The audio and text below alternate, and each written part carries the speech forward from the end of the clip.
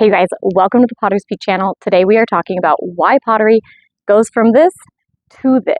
What causes pottery to actually explode in the kiln? Let's talk about it. The number one reason pots usually it's the bottom that and it blows out the bottom, is actually because your pot is too wet.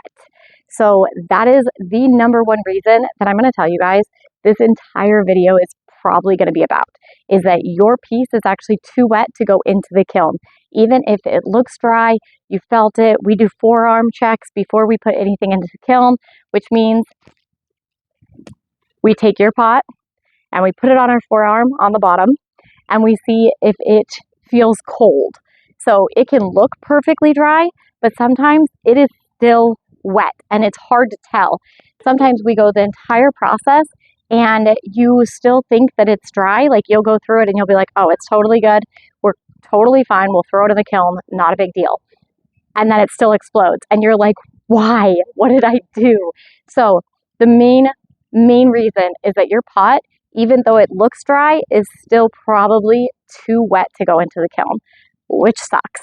And the number one reason it's not drying out is usually our second problem. So the number two reason your pot is probably literally exploding is because it is too thick.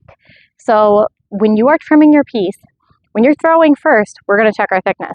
When we are trimming our piece, we need to be checking our thicknesses.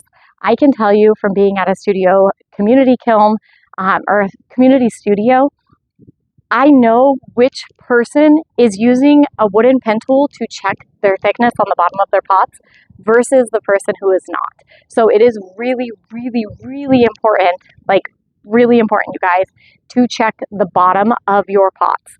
Take the wooden pen tool, check your thickness, pull it out, and you know exactly how much you need to trim. Okay, if your piece is this thick on the bottom, and it's this wide, say you're new, you're just starting out, it's okay, it happens, like to the best of us. You're gonna need to take off all of that weight. You don't want it to be really anything bigger than an inch, like an inch max. That's as big as you need that to be. Once you get that down and you trim all that weight off, your pot can actually dry, and it's not gonna have that thickness here when it looks dry down here, but it's still wet inside of here because we can't tell. So number one reason, your pot is too wet. Number two reason, your pot is too thick. Make sure to trim your pieces. And then the number one reason kind of gets eliminated, but the main reason 99% of pots actually explode is because they're too wet. So huge point. There is an entire controversy about air pockets. So I'm kind of leaning on I don't think air pockets really cause pots to explode as much as people say they do.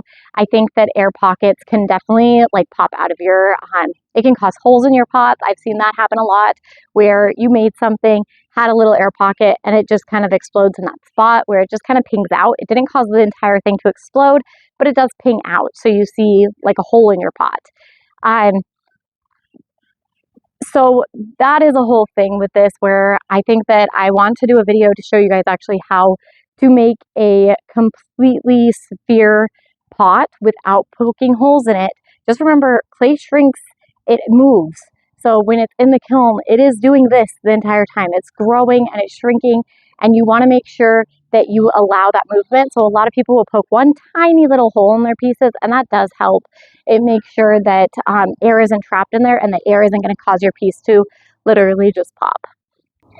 The next reason that your piece is probably exploding in the kiln is because you're not programming your kiln properly. So we go through a preheat cycle when you're going through your bisque. So during our bisques for our community kiln, we do a 04 for our bisque. That's our temperature for our bisque load is an 04. But we also, depending on your guys's, depending on the students' pots, sometimes if we know for sure, say it's a studio member load and we know they've been firing for a while, they kind of got the thickness down, we know their pots aren't wet, we are going to take that and we will probably do a 4-hour hold. So it's almost like when you're preheating an oven, you're going to preheat that oven for 4 hours. If we are doing an entire load of brand new people's pots, it is between 6 to 8 hours, which seems like a lot, but really it makes it so their pots don't erupt in the kiln, because most of the time they don't know the difference between their thickness yet. It's still very new to them. They need to, it takes practice. Pottery takes practice. So the main thing that you're going to do is make sure that as the kiln loaders and the studio managers, we want to make sure that everybody gets a piece in the end and their piece doesn't explode. So we usually do between a 6 or an 8 hour preheat in that kiln, and that will most likely save your pieces. And the very, very last reason, because we all know, is you probably haven't sacrificed something to the kiln gods in a while. And if you haven't made a kiln god, we should make a kiln god, because I don't think we have one at our studio yet. What should we make for our kiln god? Comment below, let me know, because I have no idea, and everybody has different ones, and I think that would be fun. All right, you guys, I hope everybody has a great day, and I hope you guys learned about what causes pots to explode. I think that we should 100% make a sphere and see if it explodes in the kiln. We'll see. So stay tuned. Bye, you guys.